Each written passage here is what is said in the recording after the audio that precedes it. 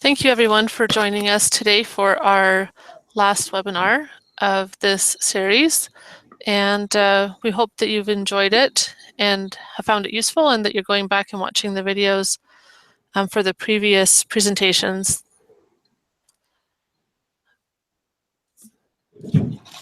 Before we get started with Corona's presentation, just want to point out, if you have questions during Corona's presentation, if you have questions during Corona's presentation, you can email us at recordstraining@utah.gov. It's below the video frame that you are watching this on YouTube.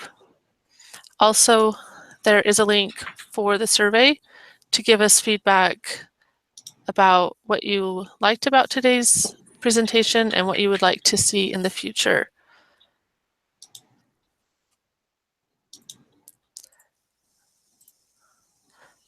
The presentation is being recorded and will be available on our website as well. And that link is also available on the YouTube channel. So I'm going to go ahead and introduce Corona. Corona works with the Utah State Department of Technology Services, and he is an IT manager there and is over desktop services. He has a background in electrical engineering and mathematics. If you attended our fall conference in 2016, you saw him present a little bit on Gmail and its features for managing email. We're really excited to have him back and to let him have a little bit more time to share his knowledge with us. So go ahead and turn it over to you, Corona. Thank you, Marianne. Let me pull up my screen here, and then what I'm planning to do is I'm going to start off by reviewing what we talked about at your last conference, so that we have a refresher about what we talked about there, and we can use that as the foundation to build on for our discussion today. And so on the slide deck, we'll breeze through that fairly quick. We're going to cover these topics, basically managing email in Google Mail. We'll touch lightly on Google Drive, and then we'll discuss Google Vault at the end of this and how it ties into these things. So basically, again, as a review, Vault is a separate product, but it has this connection to Gmail and Drive, where everything that is sent to Gmail and created in Drive or uploaded into Drive gets stored in Vault if you're a Vault subscriber. So some of the things we talked about previously was, how do I label or identify messages that belong to the same record series in Gmail so that I can retain these? Is this something that you can do manually? And absolutely you can do that. There are many tools in Gmail that will help us to accomplish the things brought up in that question. And again, the things that you can use in Gmail to facilitate that are using stars. And they're called stars, but if you've gone in and looked at the different star icons that you can apply to Gmail, you'll notice that there are probably more things there, like checks and exclamation marks, that you can apply, and not just the different colored stars. You can use labels to apply to different messages, and labels are, you can think of them as meta tags and not so much folders. So if you've got an email that would basically fit well in a number of different categories, this is where labels comes in really handy. So you can apply as many labels as you want to a email, so that when you're searching by those labels, you'll get that same email pulled up in the different searches that you do. And so that way you're not creating multiple copies of emails, you're just tagging it multiple different ways so that you always get the most relevant things to your search. Again, I'll send this information to Lorianne afterwards, specifically the link for search operators. It'll give you the most commonly used search operators and how to use them in your searches. And in addition to being able to create labels with those search operators, you can also create filters. And creating filters helps to grab a lot of different emails and apply a label to them so that you're not having to do it manually one by one. All right, how do I search and retrieve messages? Is there a way to narrow search results? Again, we kind of covered that in the previous question when we talked about the search operators. You know, basically you can search by the labels. You can embed labels within labels so that you can help categorize things. And you know, again, you can apply multiple labels to the same messages so that you always get the relevant messages as you query Gmail for content. Okay, so here is where we begin to talk a little bit about Vault, and we'll just touch on it lightly because we'll cover it a little better after we've gone through the Gmail stuff. But Gmail itself does not inherently have a feature that allows you to search multiple accounts at the same time. So if I needed to search my account and Lorianne's and someone else's account for specific content, the only way to do that is to run that search in my account in Gmail, and then run that search in Lorianne's account, then run that search in the third or fourth account, and then compile all of those results and then scan them for similarities afterwards. So pretty tedious process, but they do have third-party tools that allow you to do those types of searches in multiple accounts. And again, Vault will allow you to do that as well as to export the content that you've scanned at the same time. All right. So again, one of the questions was, how do I export search results into readable files? So Gmail, by default, when you export messages out of Vault, they're converted into mbox format, which is a pretty common format for most email systems.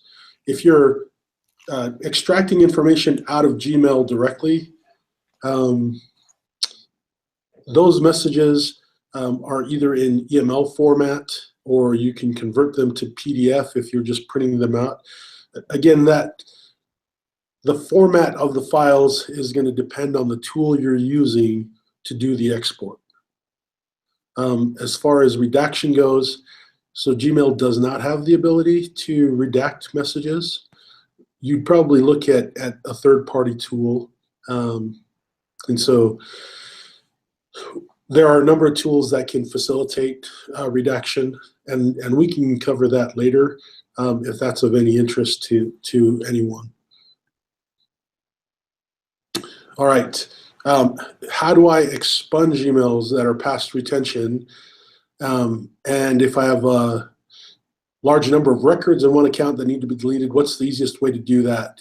So with Gmail specifically, one of the search operators that you can use will basically allow you to search by date. And so you can look for, let's say if your retention period is 3 years, and so I'm looking for anything from 2014, so April 2014 and older, I want to delete. You would run your search operator for that parameter, saying, hey, I want to identify all email that fits this criteria, and then you can select it all at once and then delete it, and then go into your trash and delete it, because otherwise it will sit in your trash for 30 days before it's expunged from there. So basically, that's the options available to you if you're just using Gmail natively. And again, the answer is in the slide deck here. And so you'll have that information. I'll make sure that's shared with you. Okay. Does deleting emails from the inbox and trash destroy the record completely? And are there ways that the information could still exist? So that's always a good question. The answer is yes. If you delete it from your inbox, it's gone from your inbox. So it's no longer recoverable once you empty the trash. The issue is there's always traces of that email everywhere else. So suppose I send an email to Lorianne and then I delete it and empty the trash in my Gmail account. Well, it's no longer in my email account, but a copy exists in Lorianne's because I communicated that email message to her. So there's no easy way, as far as email is concerned, to eradicate messages and copies of those messages anywhere and everywhere it's gone. We do have a method to deal with that today that makes it a little easier to deal with that issue, but there's no 100% guaranteed way of deleting emails so that there aren't traces of it somewhere. Okay, so we're at the end of the slide deck, and so that we can start answering questions and delve into some other things. But just reviewing the management tools, again, we didn't touch much on Google Drive. And part of the reason we didn't touch on Google Drive is you need to do in Gmail, then most of that will translate over into Google Drive. So the search operators are very similar. The key difference is in Drive, they don't use labels like Gmail does. So typically you'll have folders in Google Drive. And so when you place an item in that folder, in order to make copies of it, you have to do a specific thing. And I'll have to get back to you with the answer on that because I don't remember off the top of my head. It's like holding your shift key down when you drag and drop a file into multiple folders. And then it treats those folders like labels. The one caveat is, again, with labels, if you delete your file from Drive and you've linked it to multiple folders, it's going to delete that file or the links to those multiple folders, so it exists nowhere in your Drive.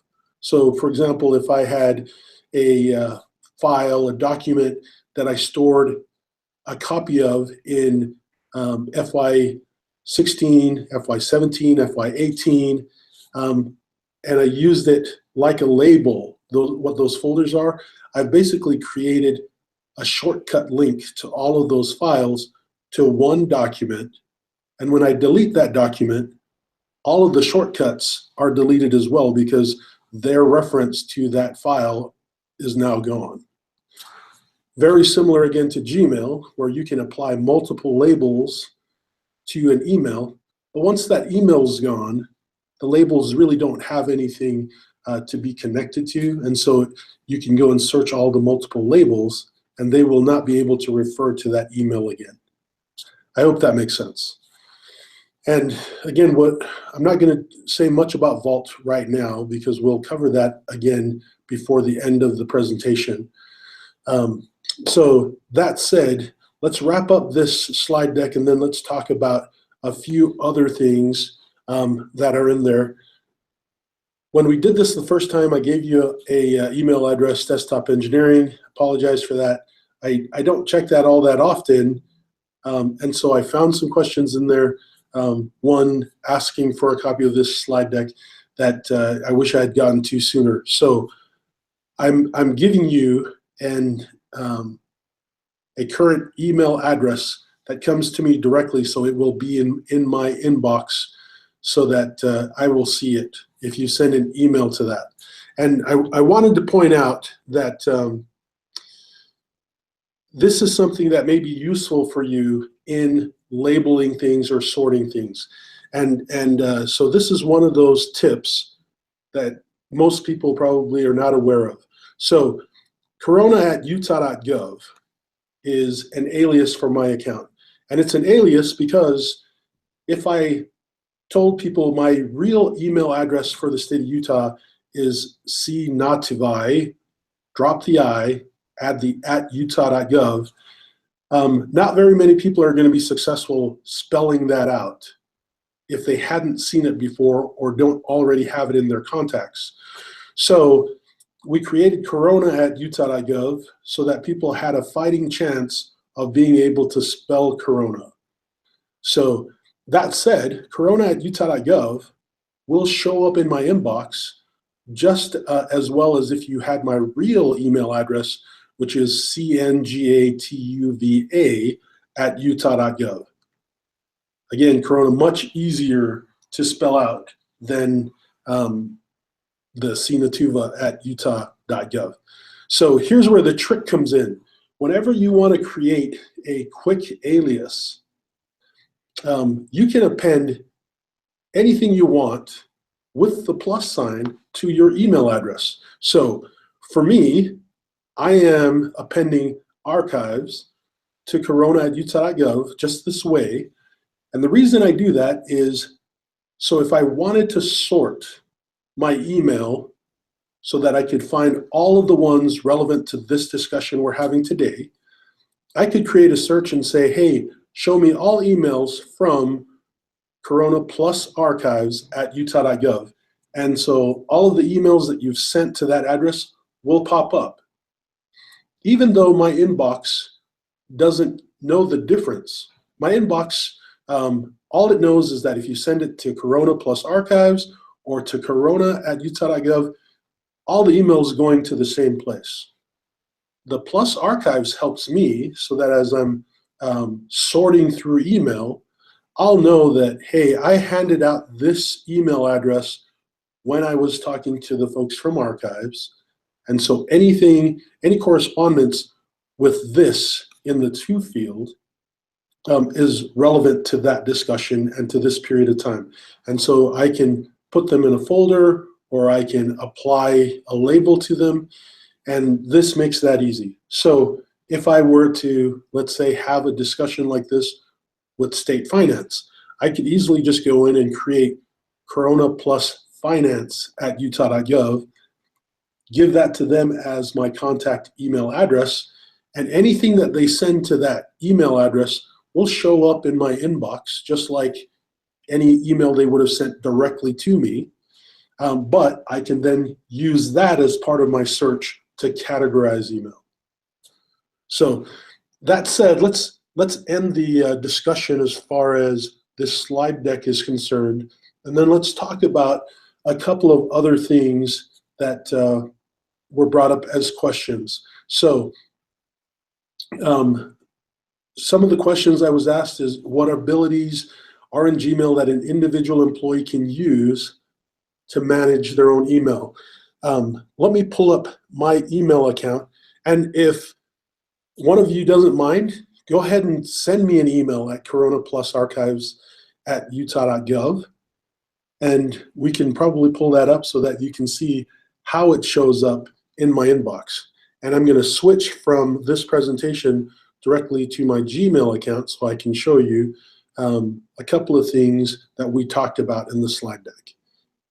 So I'll exit that and go here. Okay, so some of the more common search operators that I've used in the past are typically from. And so I can go in and do a search for, so if I wanted to find all email communications with Lorianne, it sorts the email in my Gmail account so that every message that I've received from Lorianne are in here. And again, there's more than just the 4 because I'm using conversation view. it's sorting them by conversation. So we've at least had 4 conversations back and forth about specific topics, and that's what it's displaying here. You'll notice that we talked about those stars, and so these are some of the ones that I've talked about. If I wanted to go and highlight an email for reference later, I could click on this a number of times, and these are all the different star options that I've selected for use. So I've got the check mark, I've got the yellow star, I've got a red star for things that are more urgent. I've got the pink exclamation point. I'm not quite sure. I've convinced myself what that is going to represent, but it's there as an option. And where this helps you is by default in Gmail, there's this category called starred. And so if I click on starred, anything where I've applied a star label to now shows up. So you can see I've got all the different colored stars, the yellows and the reds. I've got a few check marks. Those are typically the things that I needed to respond to, and I just put a check there to say, okay, I at least took care of that. You'll notice that we've got this little icon next to it. This is what determines whether something is important or not. And in order to use that, it basically applies that to things that you respond to a lot, or things that you receive a lot of that you've opened, or you can go in and just click on that box and identify it as important on your own. You'll notice that some of them have a couple of arrows, and basically, like the stars, you can use it to categorize, this is important, but you can also determine if it's more important than another thing that's been flagged as important. And to pull up all of your important emails, like starred, you can just click on important, and anything with this icon enabled will show up in that list. Okay.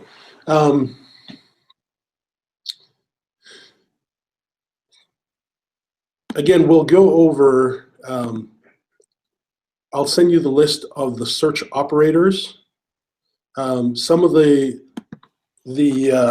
search operators that you might consider useful is when you have a chat with someone, you use one of these chats here on the right-hand side to have a discussion with somebody. To find that in Gmail, if you're keeping a history or a log of those kind of things, the search operator for that is a chat, right? So here's a couple of chats that I've had before where I've worked with a couple of other IT folks, and I remembered that our discussion was a chat and it wasn't an email conversation, so I've had to go back and refer to the history of that chat to find the information I was looking for. So when you're maintaining chat history, that might be useful for you in searching through records as well.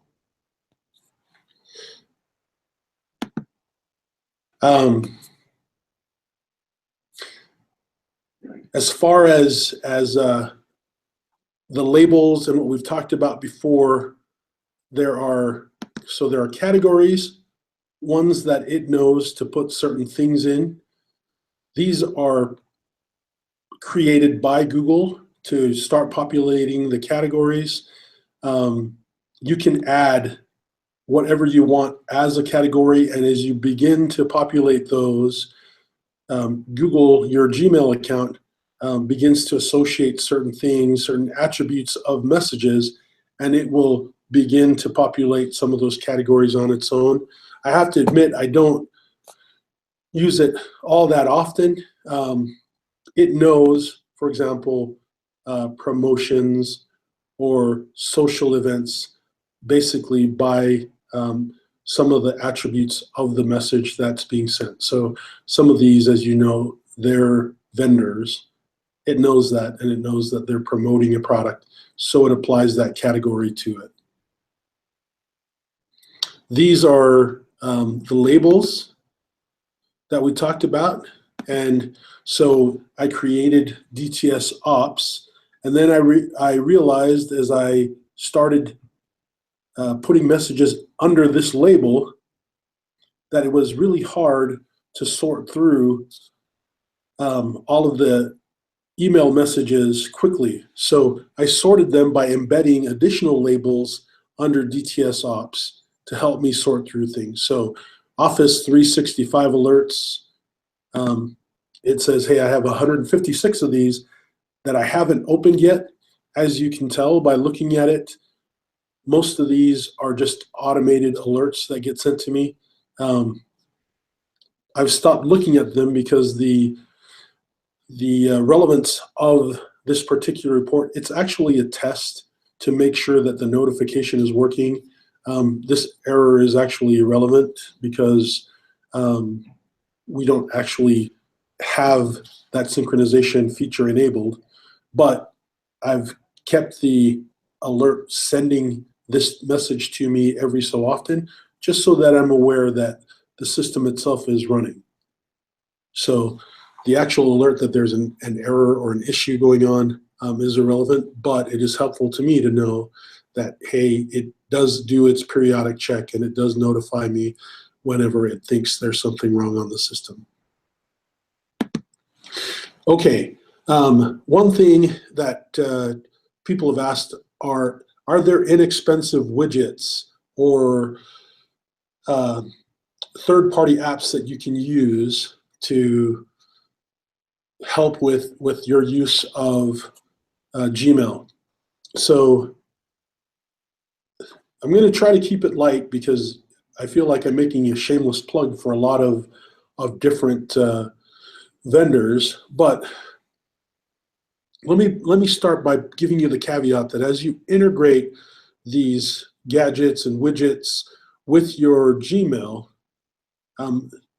let's be careful with what we allow to access your account, because you never know if it's going outside the scope of what it's intended.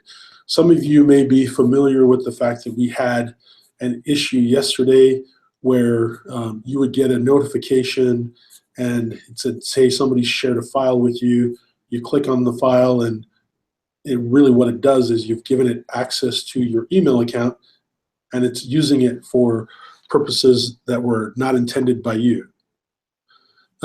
Most of these third-party applications, if you're looking for a specific widget or an application, my recommendation is send us an email. Give us an idea of what it is you're looking to do, and we can give you some suggestions on, here are some applications that we've vetted that are on the up and up that you can use to address that.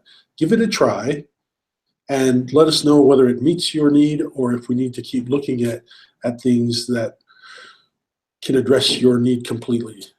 So that said, a couple of the more common ones, there's a tool called Boomerang that's useful for people who want to create delayed mail. So one specific use case for that is we've had an executive who likes to send out personalized birthday emails to their employees. Obviously, most executives don't have time to sit there and write hundreds a day. And so that's helpful for him to get a list, and he can go in and write a custom message to each of those individuals. And then it sends it out the day it should. So for instance, if I wanted to send an email to Lorianne, I know if I craft that email today and send it to her for her birthday, I'm probably going to be way early. And so it'll seem like it's not as heartfelt as if it shows up the day of. So with Boomerang, you can craft the message and then you can identify what date to send it on, and it will take care of it from there. So that message will just sit in your drafts so that you can go back in and edit it and do what you need to until the day it needs to be delivered, and then it will send that on. Boomerang also has the ability to go and get notifications on whether they actually received the email, or if they've read it, and some of those notifications as to the status of the message. That's useful in some cases, but it's not 100% guaranteed, because if you're sending it outside of the state's Google domain, there's no guarantee that the recipient system is allowing those recipient notifications to be sent back to our domain so that you're aware. So that's the caveat there. Most of you have heard one way or another of Virtru. It's another application that plugs into your Gmail.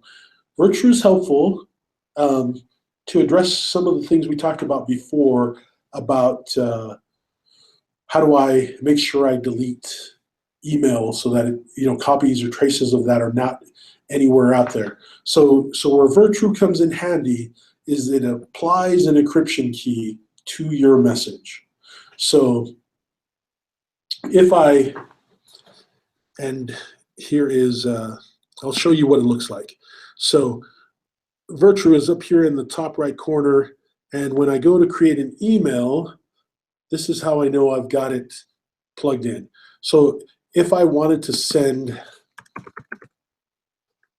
a message and I enable it, it is now an encrypted message. And so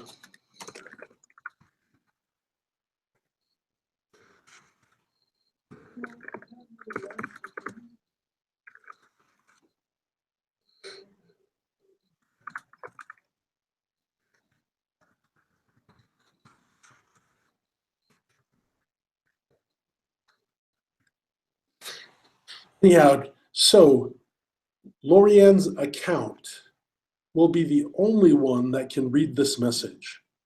So not necessarily guarantee that it's Lorianne, because if, let's say, she shared her login information with a coworker, the coworker could go in and spoof the account and say, look, yeah, I verify that this is Lorianne's account, and then they could read this message. So not necessarily a guarantee that she's going to get it, but I'm going to send this off, and she's going to receive a secure email, but that's irrelevant. What I wanted to show you is how useful this is from a, all right. The only problem with this is the send button is hidden.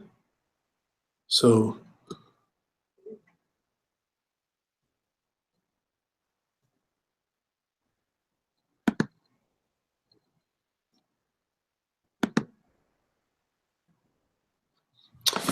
anyhow, so if I go to my sent items, I can find that message.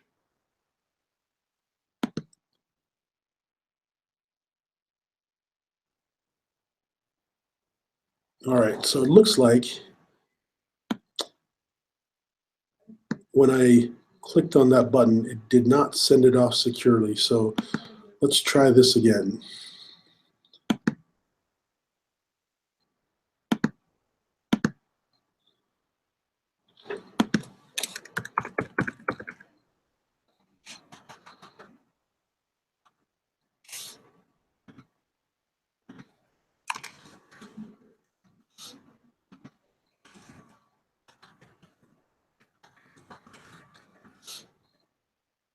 All right, so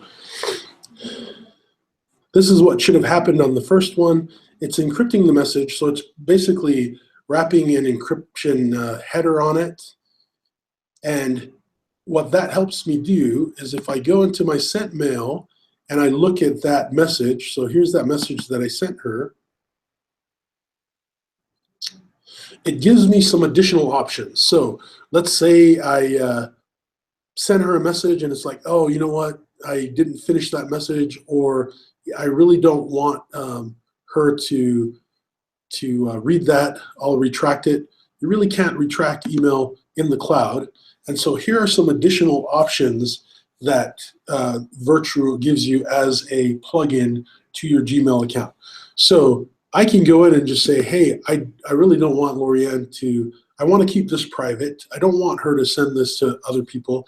It might be a really funny joke, but it's just a ha-ha between the two of us, not to forward to anybody else. By checking this, it prevents her from being able to do that. Another option is I can expire it to say, you know what, I want to send this to her, but if she's on vacation and I don't know, it's not going to be relevant for her to have this after a couple of days. And so rather than confuse her, I'll give it 2 days, and if she hasn't read it or responded by then, go ahead and delete it. And then PDF watermarking applies to when people print things out. So that way, if I sent her a joke and she printed it out and shared it with the office, and then HR came to hunt me down and say, hey, that's a pretty colorful joke that you shared with everyone. What PDF watermarking does is it identifies who printed out that email. So if I had printed it out, it would have in the back of the printout, it would have my email address. It would have, cngatuvai@utah.gov as a watermark on that email. If Lorianne printed it out, it would have her email address as a watermark to that email address. So we would know it's like, hey, look, HR person, wasn't me, it was Lorianne, because her name is on the watermark, not mine. So the last feature about that relevant to how do I delete messages is this. You can revoke a message. So you're not actually deleting the message, but you're rendering it unreadable. So if I revoke the message, she still has the message in encrypted form in her inbox, but without the virtual key to unlock that message, it's unreadable. So I can revoke the key, delete the email from my inbox, and at that point, the only person who could pull that up is an admin or somebody with technical superpowers who can override that key. But as far as the average person is concerned, it's gone from my inbox, that key has been revoked, it's not readable by anybody else that it's been shared with. So, again, just a couple of things that you can use with Gmail that will make your ability to use Gmail much more functional than just Gmail out of the box. So, for the sake of time, let me stop there, at least for what we've talked about so far. Let's see if there are any questions, and then let's spend a few minutes talking about Google Vault, and I can pull that up and show you how that compares in connection to Gmail and Google Drive.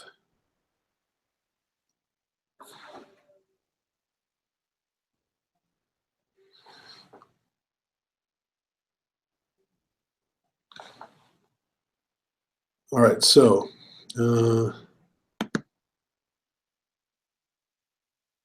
this is one thing I had not thought of, is how exactly would I get questions if there were any?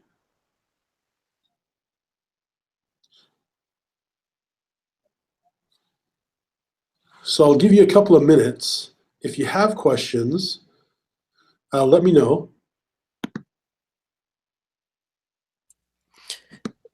Corona, we've asked people to email questions Okay. to an address, and we have not received any yet, but we will let you know. Okay. So that being the case, why don't we just go into Vault then? We'll talk about that, and then if anybody has any questions there, then we'll address those. Will that work? Yeah, that sounds good. Okay.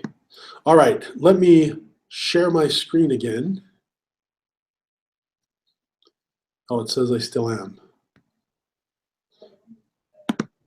Okay.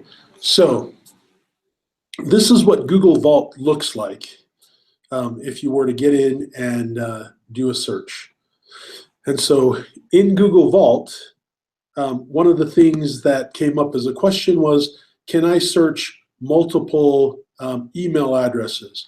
The answer here is yes, because you can decide whether I'm going to search by multiple users. So you can type in the names of the accounts that you want to search. I'm in the test domain, so this is where my test account resides. Corona, Yes. we can't see your screen. You'll need to reshare it. Oh, thanks.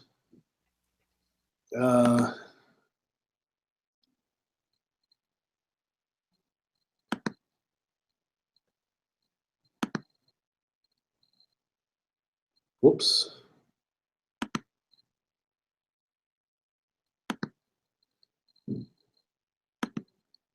Okay, can you see it now? Yes, that's great. Okay. So I apologize. Let me backtrack to what I was talking about. Again, this is what Google Vault looks like, the Google Vault interface. And so there's a number of different things that you can sort for and search for in here.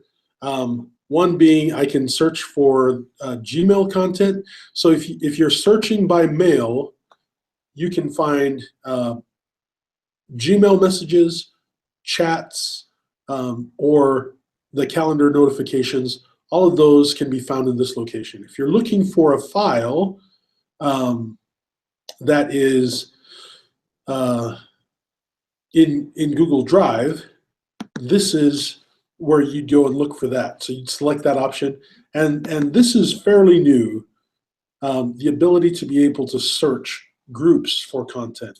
And again, if you're a member of a group, then you'll have copies of that in your mail. But let's say you're not a member of a group, but you're an admin and you're searching for content, this will help you facilitate that. You can type in a number of groups, search to see if any of those groups have any of that content, and you can go from there. So options as far as searching for mail is you can search by users. So I can type in a user address, or I can type in multiple user addresses, or you can search by an organizational unit.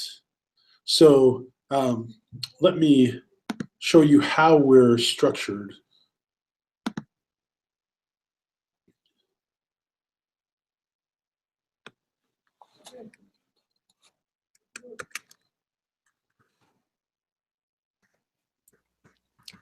Corona, while you're pulling that up, we do have a question. Okay.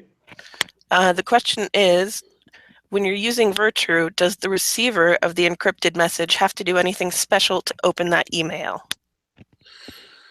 So they do. When they receive it, they get a notification saying you've received an encrypted email. It has a link that you click on.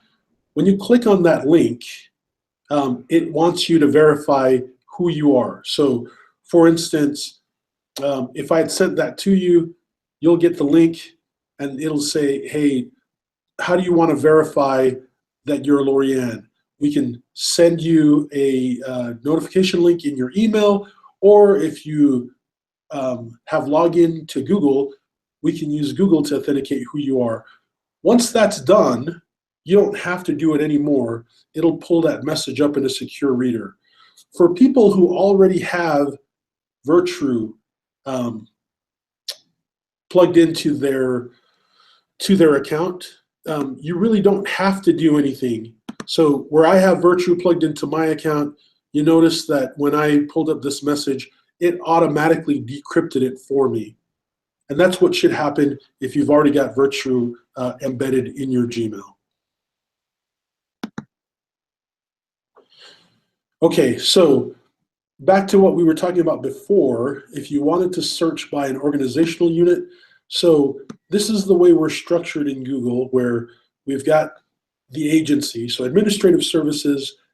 If you belong to administrative services and you want to search all accounts in administrative services, then you want to go into Vault and say, look, I just want to search by, it'll give you the pull down list of everything that's in there. This one's slightly different because this is the test domain, and so we try to get it to mimic our real domain for testing purposes. but it's not an exact copy. So here's administrative services. If I selected that, then I can type in my search query here, and it will search every account that is in administrative services. And again, if I don't want to search every account, I can just go back to users and say, okay, there's 5 or 6 accounts that I'm interested in, and this is the query I'm going to run to be able to search those 4 or 5 accounts for this information.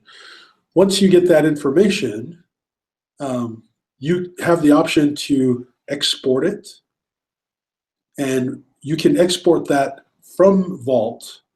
It'll come in a MBOX file, and so I think there's a limit of 10 gig for an MBOX file. So if you have thousands of matches, it'll create multiple MBOX files, but it'll create as many MBOX files in those 10 gig increments until it's satisfied the entire export. Okay, so that said, again, if you create a search and you feel like you need to come back to it, you can save your search, or you can save your search results by exporting those. Or it's like, hey, this is a good search. I typed in a lot of stuff in my search operators. I don't want to have to replicate that from scratch. So you can duplicate the search form so that you only have to modify a little bit, right? If you wanted to add a few more lines, but you didn't want to have to type everything from the beginning, the duplicate search form is an option. And sometimes I've used this a lot just to check to see if an account has anything in it. I'll just use the count results. So if I look up an account, I do account results, and it says, hey, there's only 3 messages in there. That's probably not necessarily the account I'm looking for, and I'll just keep looking. Typically, if you've had a Vault license assigned to your account for any period of time, you should have easily thousands of messages in there. Let's use me as a test so you can see what that looks like.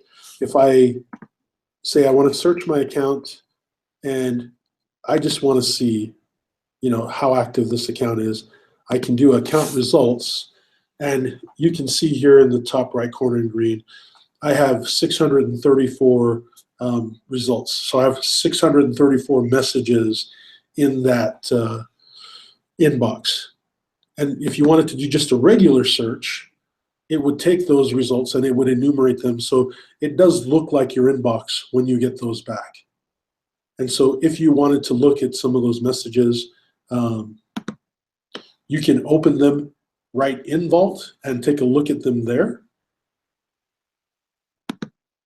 Or again, you can always go to exporting the results. So if I wanted to export these results, I just click there and say,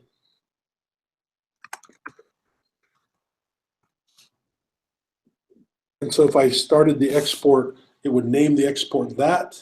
And as you can see, it's creating that MBOX file. So once it creates that export, I can, for the next 15 days, come in and download it. But for the most part, I don't have anything else to do with this particular one until it's completed its process. So I can leave this, come back to it. I can go do other searches, and if I wanted to, I can come back, click on export, and see. There we go. It's created 4 files with 634 messages contained in them, and I can download those files to be able to look at that content offline. Okay, so the relationship again with Vault and Gmail. Vault is a separate license. The cost for Vault is about $50 a year. There is no limit to the amount of information that's stored in Vault. So you could have Vault running on your account for years and take up, a terabyte of data. as long as you're licensed for Vault and you're maintaining that license, storage isn't an issue. The nice thing about Vault is the minute that license is assigned to your inbox, everything that's in your inbox at the time that license is assigned gets indexed. So copies of that are made and stored in Vault from that point on. And then anything that you've created and sent out or was received by your inbox, copies of those are stored in Vault as well. You'll notice that it also has drafts. So if you created a draft partway through, it'll save copies of your drafts in Vault as well. And so there are times when you created a draft and had second thoughts about it or decided, you know what, that's not really relevant, I'll delete that. Copies of that will be in Vault if you wanted to go into Vault and get it back, or at least get a copy of what did I have in that draft back then as a reference. That's available in Vault. So, Corona, we do have several questions. okay. The first one I think you may have just answered, but how do you get access to Vault? So typically we would need to set up all right, two questions. In order to get Vault, you basically put in a request to have a Vault license assigned to the account, and that would start the process. The next thing is that we would have to assign access to your account so that when you go to ediscovery.google.com, it'll ask you to log in just like you do to your Gmail account. Once that's done, this screen pops up, and then you can start looking through Vault. What we've done in the past is we've identified a couple of people per agency to access Vault, because we don't have the ability quite yet to limit Vault to just one account, right? So we can limit it to say, hey, you have access to archives, and so you can't look at accounts outside of archives, but we don't have the ability to say, hey, so Renee, you have access to your own account, and Lorianne, you have access to your own account to do these searches. That's coming in the near future, but it's not available today. And so from an individual user perspective, not recommended there. Where your archivists for your agencies, typically you're absolutely the people we would want to give Vault access to, because you are the ones that are searching multiple accounts or needing access to information in multiple accounts. It's not really all that helpful if you're just using it for your own account, because anything you could do here in Vault, you can do directly in Gmail. The only difference is that Vault would have stuff that you may have deleted. Okay, thanks. The next question is, how can I get access to Coworkers email in order to respond to a grammar request? So a couple of ways to do that. You can get delegate access to their account and do searches in Gmail. That's tedious if you have like 9 or 10 coworkers that you need access to. If they all have Vault licenses, this method going into Vault and doing the query there is probably the most helpful way to do it. Great, thanks. Next question. How can I export my emails into EML format? You mean you want to take a dump of all of your messages out of Gmail? Yes. Okay, so again, I apologize because we're in the Vault section. So with Vault, it defaults to Mbox. There are plenty of freebie converters that convert Mbox to EML format. If you're doing it just out of Gmail, then you'd probably want to look at a third-party tool like Outlook or Thunderbird for Firefox. And okay, this is where I'm treading on shaky ground because I'm recommending something that security folks will choke me for.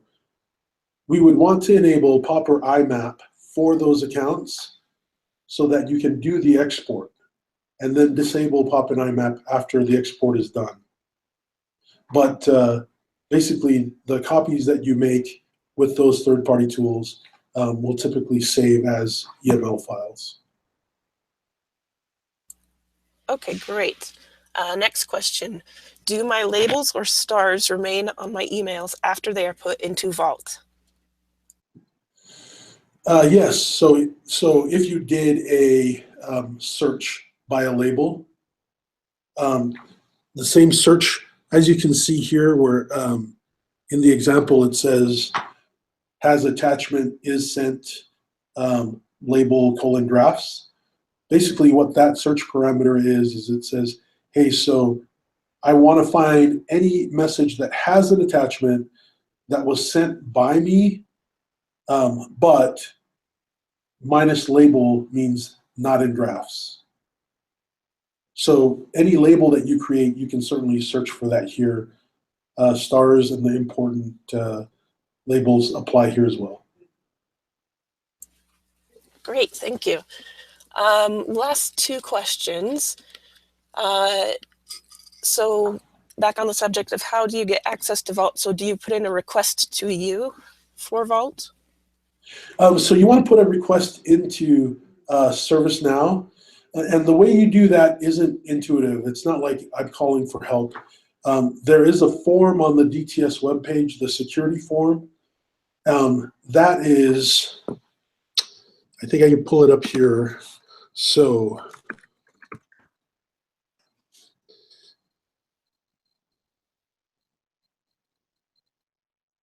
all right, if you go to security on the DTS webpage and look up forms. So basically, you're going to go in and fill out form 506 for delegate access. And that is basically what gives security authorization from the agency to say, hey, we're going to allow this person to access these email accounts in your agency. And so that helps us sleep at night that we've given you Vault access, your agency is aware and they're okay with it, right?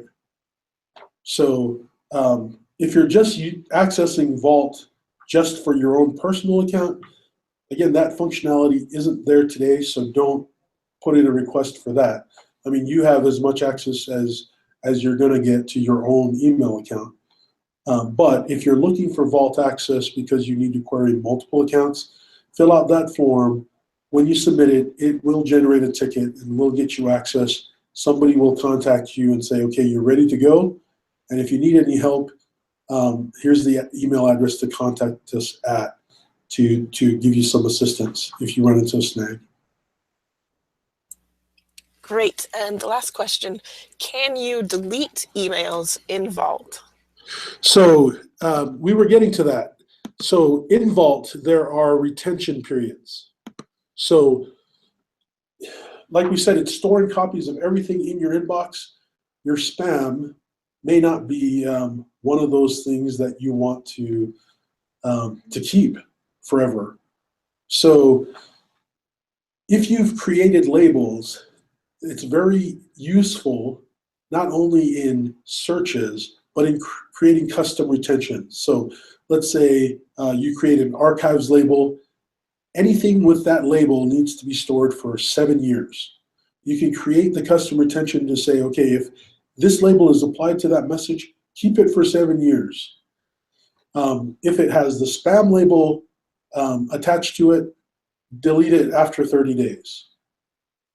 And so Vault can automate the deletion of stuff not only in Vault, but it applies to your Gmail box as well. And so that's one of the things that it's really the only reason that retention periods are only created by administrators, is so that they can double check that you really, really mean what you're about to ask for. So for instance, if I say, hey, you know what, I've got this email, I want anything with my archives label to only be held for 1 day. So it's going to find all the matches for that in Vault and delete it after a day. But if you have copies of things in an archive label in your inbox, it will apply that policy to your inbox as well.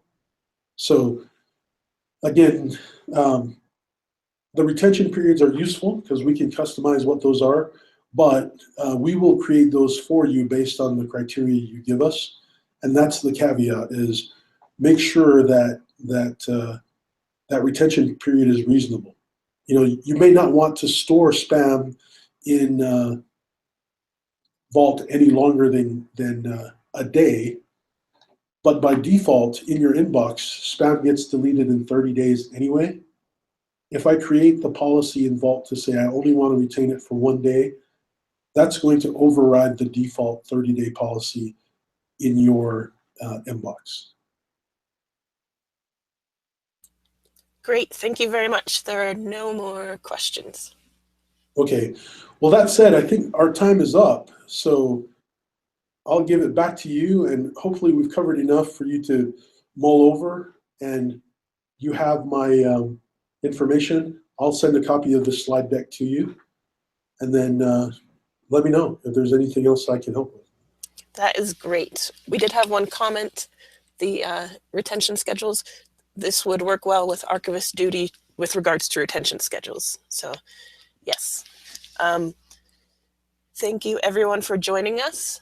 We hope you've enjoyed this webinar series, and thank you especially to Corona for this very interesting information. We will be posting this recording within a week, as well as the slides. And thank you all. Have a good day.